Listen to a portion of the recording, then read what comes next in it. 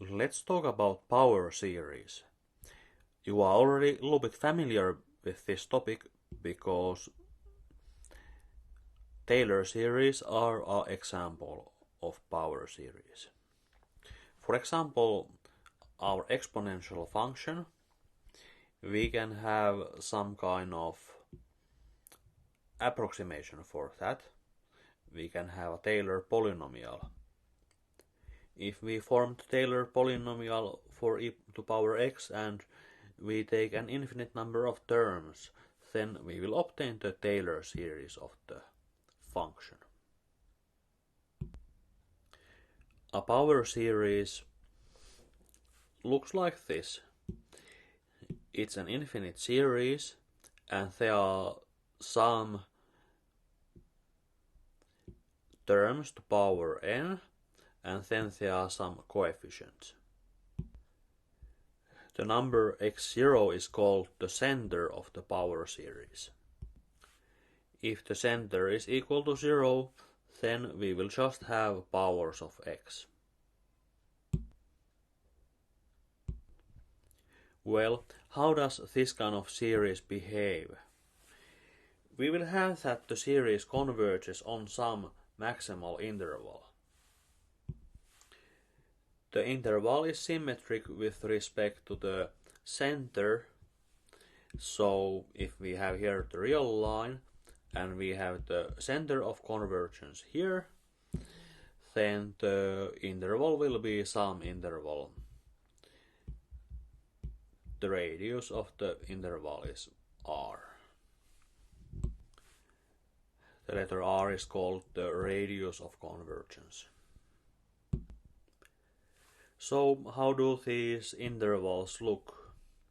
Well, if the center is, for example, 15 and the radius is 1, then we will have this kind of interval.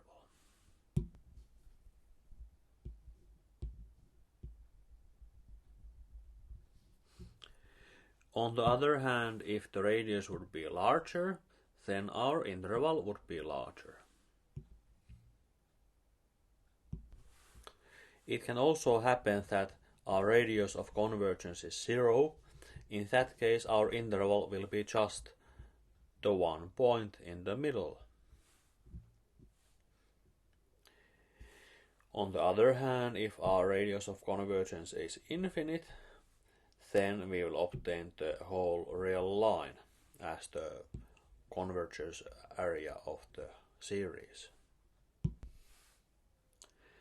About the latter case, we have already an example. The Taylor series of the exponential function converges for all real numbers. This is because the factorial of n in the denominator grows so fast that it makes the series to be always finite. How can we get an example about the situation where we have just one point where the series converges? Well, we can imagine a series, which is a power series. We will have powers of x, and let's see, if we have some increasing sequence here, for example 2 to power n, then the coefficients will go to infinity when n goes to infinity. So the only option for this, actually this is a bad example, forget it. N factorial grows fast enough. The only chance for this series to be finite, the only option that in which way this can be finite, the series converges only if x is equal to 0. Well, then the series will represent the sum of zeros and there is no problem with that. The partial sums will converge to 0.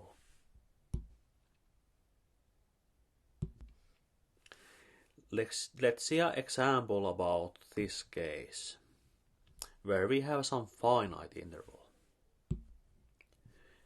For this series, we can in different ways find the values of x where the series converges and values of x for which the series diverges. If x would be equal to 0, then of course the series would converge because we are summing zeros.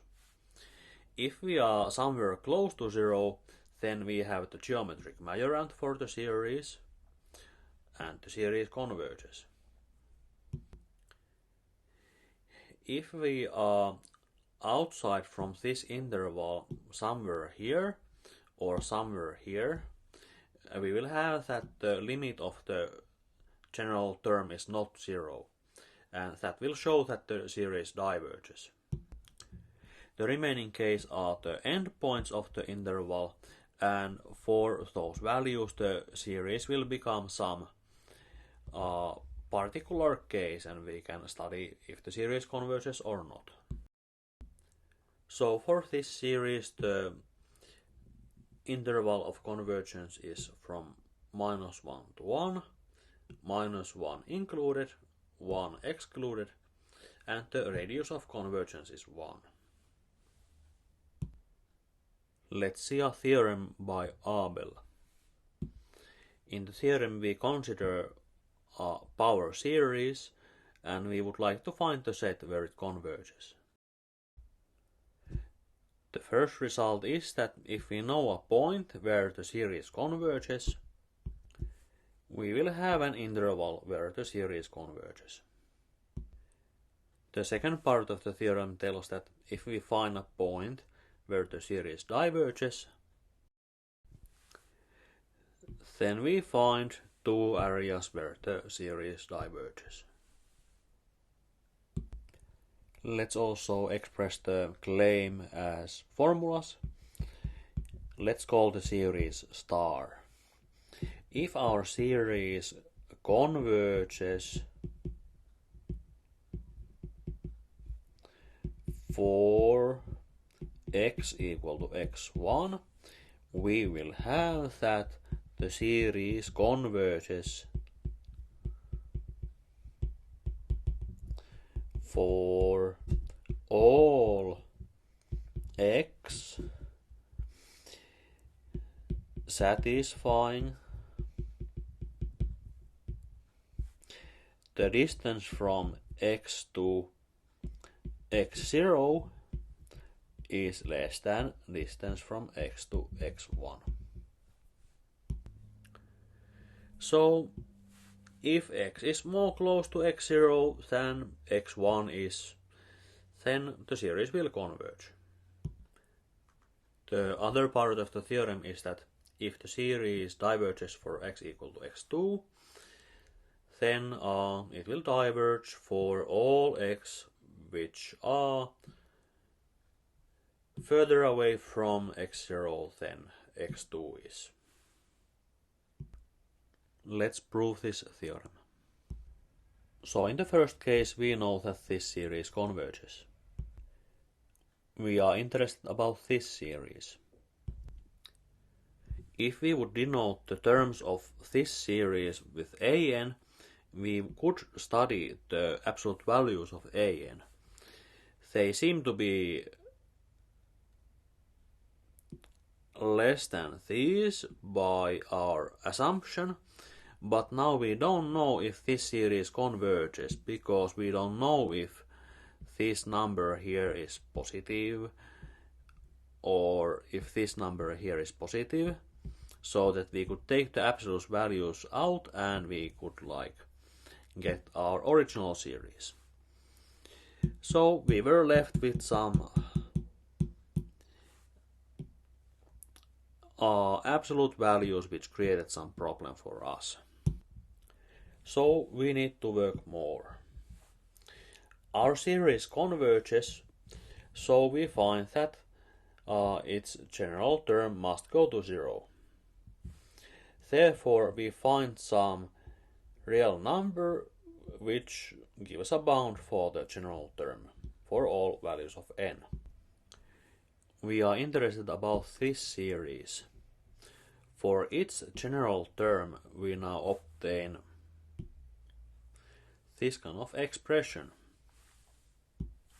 Here, this number is at most m for all n, so we obtain that ANs are at most this number.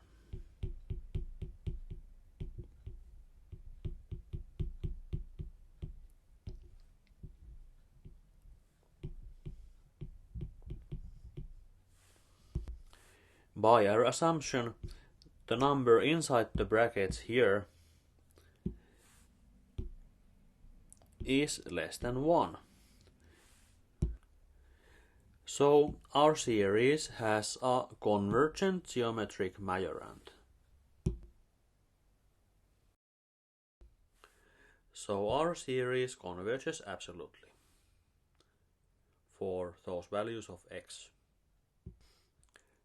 The proof of the second part of the theorem is now easy. If we would have another point here, some point x3, where the series would converge, then by the first part of the theorem we would obtain that the series converges at x2 also. This would be a contradiction. So in the second part our assumptions are that this series diverges and x3 is some point further away from x0 than x2, and we should show that this series diverges. Well, if this series would converge, then by 1 we would get a contradiction. Let's consider this example. We have a power series which converges for some value of x and diverges for some value of x. What do we know about other values of x? Well, we can easily solve this question by drawing a picture. Here is number 7, and from there if we take 3 steps we are at 10, and if we take 6, 5, 4, 3, 2 steps, okay, so many steps we are at 2, and let's see.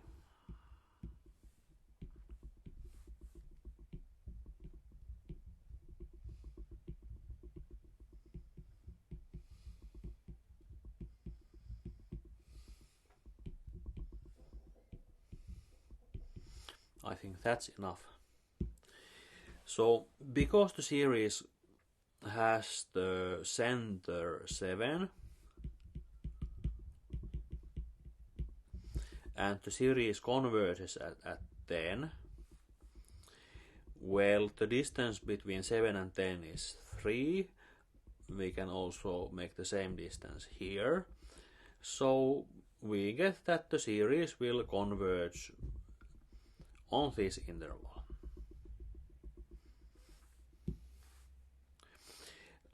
Then the second part of Abel's theorem tells that, like, because the series diverges here, the distance between 2 and 7 seems to be 5. We can draw the same distance here. Because the series diverges at 2, it must also diverge here and here. And now we are left with 2 intervals. About those intervals we don't know anything. So we found an interval where we have convergence. We found a set where the series diverges. And we have 2 intervals where we don't know what the series does.